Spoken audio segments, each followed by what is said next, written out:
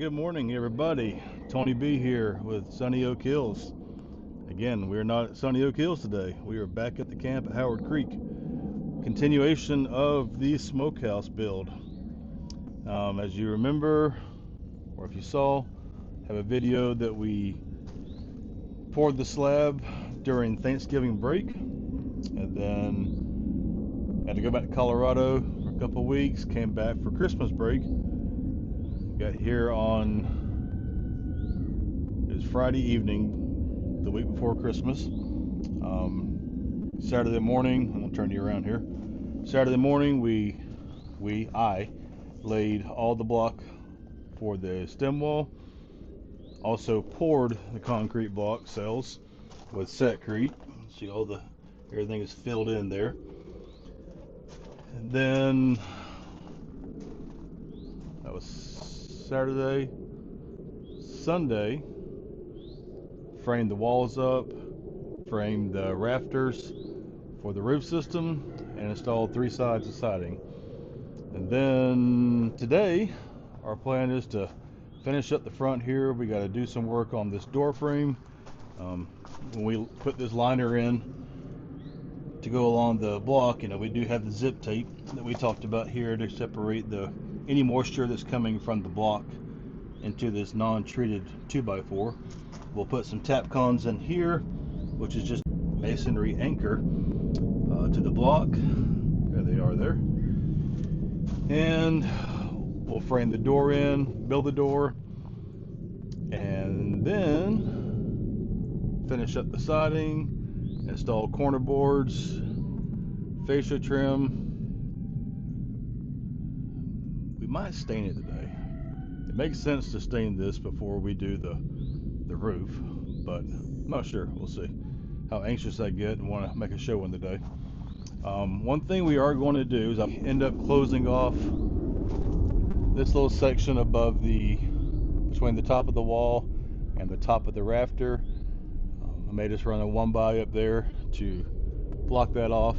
Again, really want the smoke to stay in here, get that flavor to really push into the casings and the sausage itself. Not looking to cook the sausage in here.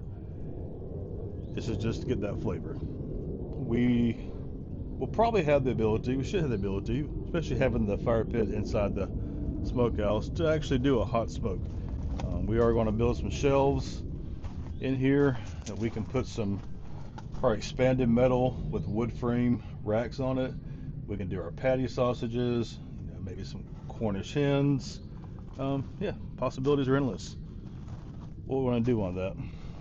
So yeah, today is the work on the door frame, build the door, hopefully hang the door, get trim pieces on. So we'll get set up here, and first step is to attach those liners to the block, get those secure, frame another liner on there, and then start building the door. So let's get this thing going. All right, so we got the tap cons installed, securing the liner to the block. That is not going anywhere. Next step is to cut the cripples. We're going to bring this out another 1.5 inches, so another 2x4. We'll wrap all that. That's the one that we want to be straight up and down plumb across the head. We want this opening to be square, plumb, and level. Anything outside of that will make the door frame, when we build it, it could be off a little bit, causing the door to be cattywampus, and we just don't want that. We want it to be right.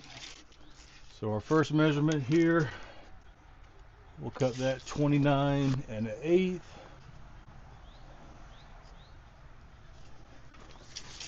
And then we'll cut these 2 cripples. We will make them 67 3/4.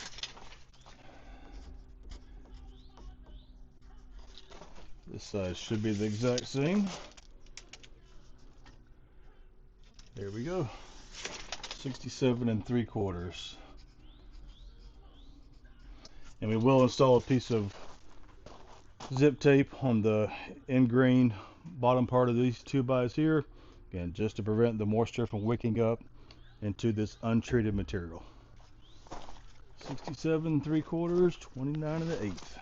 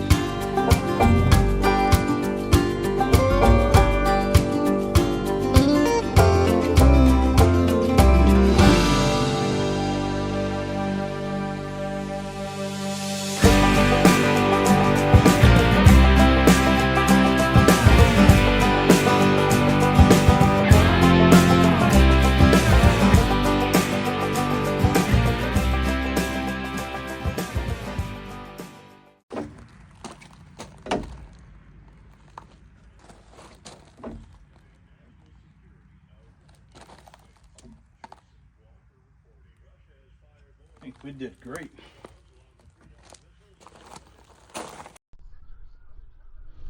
Alright, so we got the liners in, properly secured to the jam studs.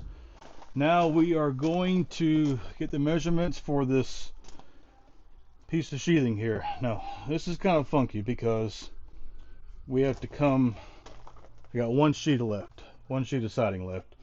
So we're going to come down from the bottom here. I want to measure all the way up to the ridge, go up the ridge a little bit so that we can cover, maybe you guys can see it, but we're going to bring our siding along this rafter to this corner all the way down. So got my trusty carpenter's notepad here. We're going to get some measurements. Alright, let's do some mathing.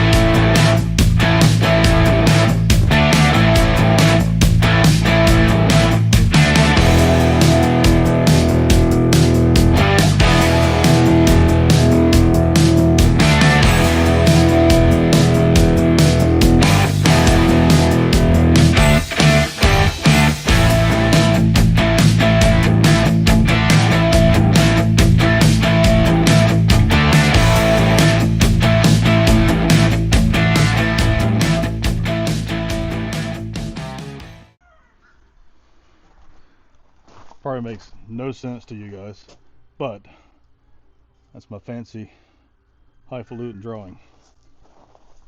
We know it's 4 feet across. We'll just cut one big piece.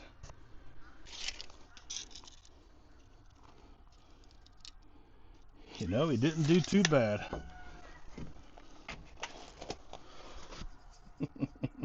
I'm way overselling this. This was super easy to not be wrong on, but hey, let's go for the video.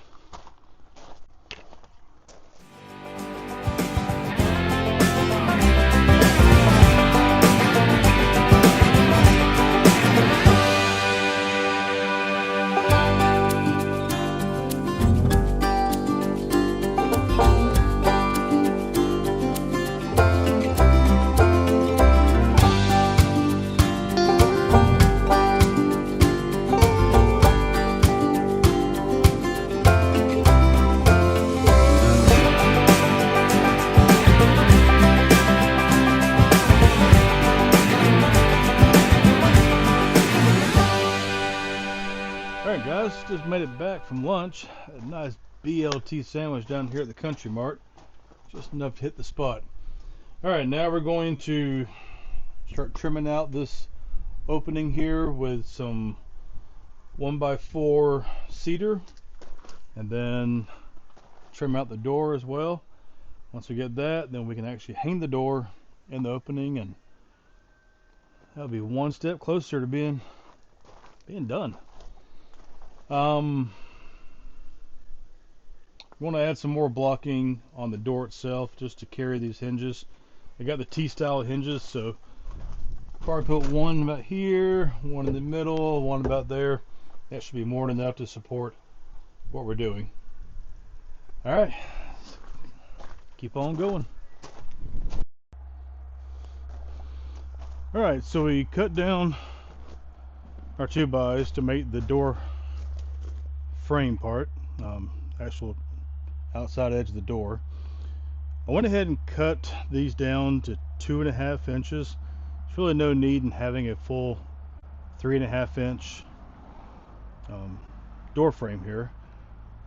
So what we'll do, we'll take the drop of this, that 1 inch piece, that'll go on the inside, and that'll create our door stop for this door to close up too. So what we're going to do is pre-drill these longer pieces into the header, or the head and the foot. Screw those together, make sure they're square. Take that piece of plywood, set it on top of here, and then from there, once everything is square, secured, then we can cut off the excess, start putting our trim pieces 1x4 cedar around it, trim out the opening, and then we can mount this door unit to the frame of the building. So hopefully things go well. I am pre-drilling these ends just so the screws don't split when they suck up tight, because we are down to 2.5 inches instead of the 3.5. Sometimes these structural screws will be very aggressive, and next thing you know, you busted the end of your wood, and it just makes it look bad. So one extra step can make a big difference in quality. Alright, there's that side. Now let's do the other long side. This thing will be close to, it's not close to being done. Sounds good, not close to being done. But we're getting closer, and that counts for something, right? Every little bit adds up. So how about you guys? Do you enjoy getting out there and building things around your house, your farm, homestead, doing small repairs? I remember as a kid, my dad, we were always doing stuff around the house. We built a pump house one time. We built a shed for him. He was a handy guy. Did his best not to have to call somebody to come do it. He would just take care of himself. And gosh, I remember being, I don't know, 8, 9, 10, 11 years old, all the way up into my adulthood. We've always kind of done projects together, and this camp here, we purchased this property in must have been beginning of the year of 2024. Dad and I came out here, bush hog tractor. There's a little backhoe attachment for our tractor back there, and we went to town on this thing and drove here every day, worked on it. We did actually have the land clearing itself done by somebody else. We did the bush hogging part of it, but it was just too much for our little tractor to do all that, so we had a guy come in with a legit excavator and made quick work of this. Brought in some fill dirt, got the pad for the double wide, and we built the fence out here, built the muscadine vine trellis, planted all the trees that we do have. Dad was out here. We built the deck for the patio. What did we do? Stuff on the inside of the shop. Done a lot. And there's just something to be said about when you can, number one, find time. I mean, it's not easy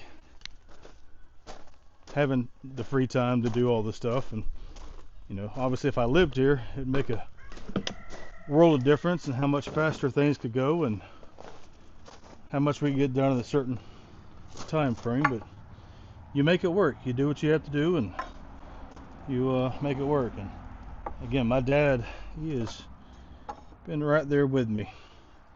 Projects that I've undertaken, he has been right beside me, helping everything come together. And that's huge. So big thanks to Dad, all the dads out there. Our kids don't fully understand what we'll do for them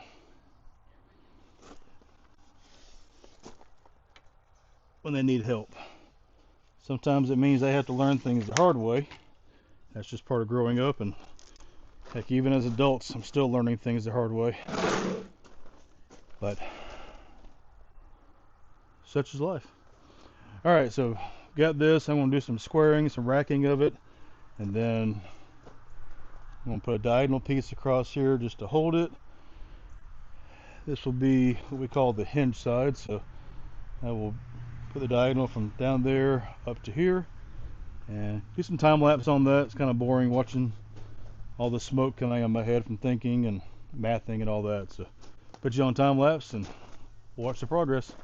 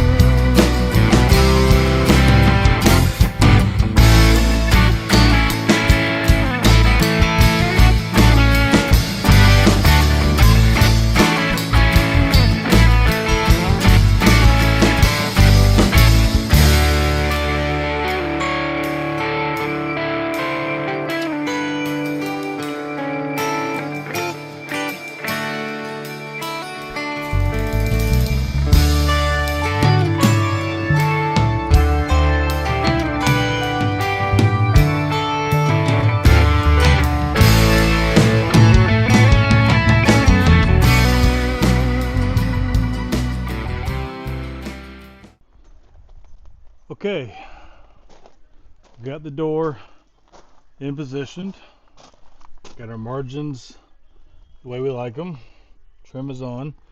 What we're going to do is go ahead and fasten some of these hinges.